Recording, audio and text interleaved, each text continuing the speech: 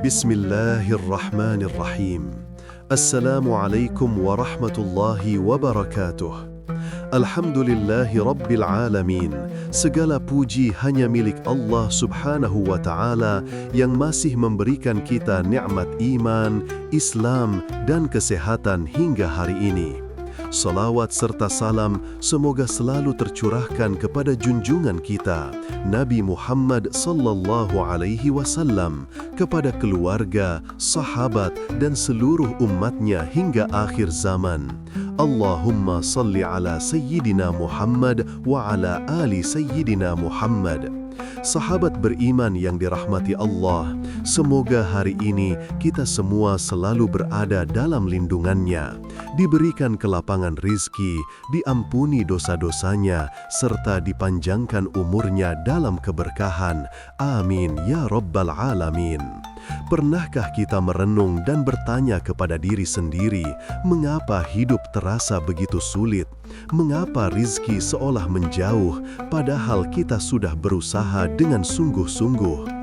Terkadang kita merasa sudah bekerja keras, berdoa setiap hari, namun tetap saja hidup terasa sempit, bahkan masalah datang silih berganti. Lalu ketika melihat orang lain, hidupnya terlihat lebih mudah, rizkinya lancar, dan hatinya tampak bahagia. Saat itu tanpa sadar, hati kita mungkin mulai iri, mulai berprasangka, bahkan berpikir negatif. Jangan-jangan orang itu mendapat hartanya dari jalan yang salah. Namun, sahabat beriman yang dirahmati Allah, sebelum menilai orang lain, ada baiknya kita bercermin kepada diri sendiri.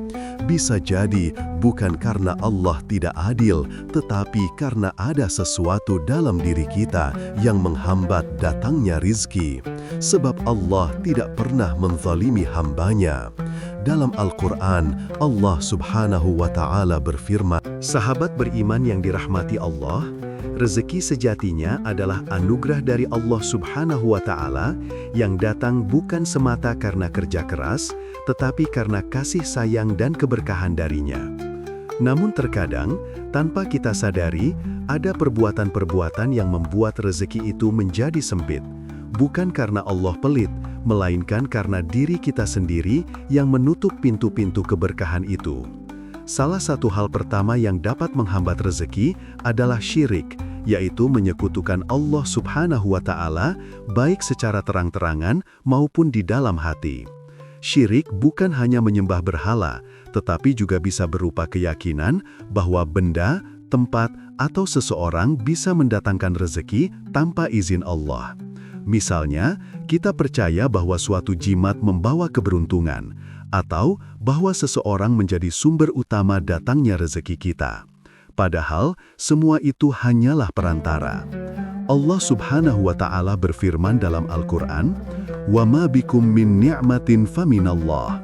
Dan segala nikmat yang ada pada kamu adalah dari Allah. Quran Surat An-Nahl ayat 53.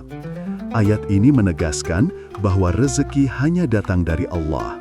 Maka, jika kita ingin dimudahkan dalam rezeki, tanamkan keyakinan dalam hati bahwa tidak ada yang bisa memberi selain Dia. Ketika Allah ridha, maka segala jalan akan terbuka, bahkan dari arah yang tidak pernah kita duga.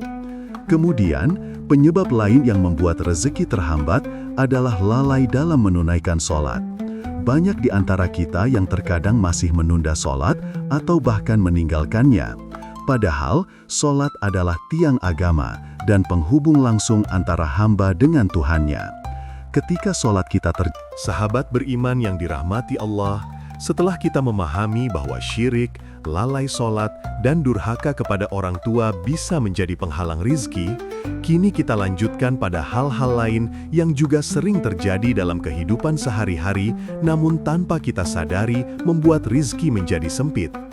Salah satunya adalah berbohong dan tidak jujur dalam urusan dunia. Rasulullah Shallallahu Alaihi Wasallam bersabda, pedagang yang jujur lagi amanah akan bersama para nabi, orang-orang syiddiq, dan para syuhada. Hadis Tirmidzi. Namun sebaliknya, orang yang terbiasa berbohong dan menipu dalam urusan dunia, apalagi dalam mencari rizki, akan dijauhkan dari keberkahan. Kadang mungkin uangnya banyak, tapi hatinya sempit, hidupnya gelisah, dan selalu merasa kurang. Karena sesungguhnya, rizki bukan sekedar jumlah, tapi ketenangan dan keberkahan di dalamnya.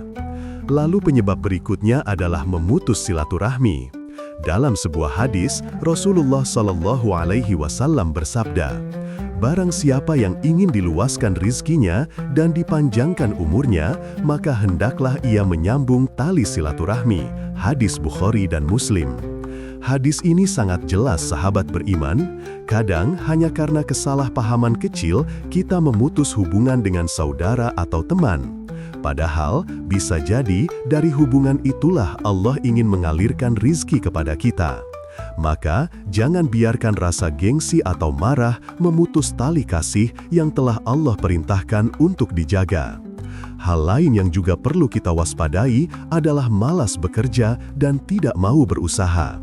Rizki memang ditentukan oleh Allah, tapi Allah juga memerintahkan kita untuk berusaha. Sahabat beriman yang dirahmati Allah, setelah kita memahami berbagai hal yang bisa menjadi penghambat rizki, kini saatnya kita membahas bagaimana cara agar pintu rizki itu kembali terbuka dan mengalir dengan keberkahan dari Allah Subhanahu wa Ta'ala. Karena sejatinya Allah tidak pernah menutup rizki hambanya. Hanya saja, terkadang kita sendirilah yang menutup pintu itu dengan dosa, kelalaian, dan kurangnya rasa syukur. Langkah pertama yang perlu kita lakukan adalah bertaubat dengan sungguh-sungguh. Tidak ada dosa yang terlalu besar selama kita mau memohon ampunan kepada Allah. Dalam Al-Quran, Allah berfirman, وَمَن يَتَّقِ اللَّهَ يَجْعَل لَّهُ مَخْرَجًا وَيَرْزُقْهُ مِنْ حَيْثُ لَا يَحْتَسِبُ. Barang siapa bertakwa kepada Allah, niscaya Dia akan memberinya jalan keluar dan memberinya rizki dari arah yang tidak disangka-sangka. Kisah At-Talaq ayat 2-3. Ayat ini memberi janji yang luar biasa. Jika kita kembali kepada Allah, menjaga takwa, dan berusaha menjauhi dosa, maka Allah sendiri yang akan membuka jalan rizki bagi kita. Takwa bukan hanya berarti takut kepada Allah, tetapi juga berarti menjalankan perintahnya dengan penuh keikhlasan dan meninggalkan larangannya, meskipun berat. Langkah berikutnya adalah perbanyak sedekah dan membantu sesama. Sedekah bukan membuat harta berkurang, justru menjadi jalan bagi datangnya keberkahan. Rasulullah SAW bersabda, "Harta tidak akan berkurang karena sedekah." Hadits Muslim.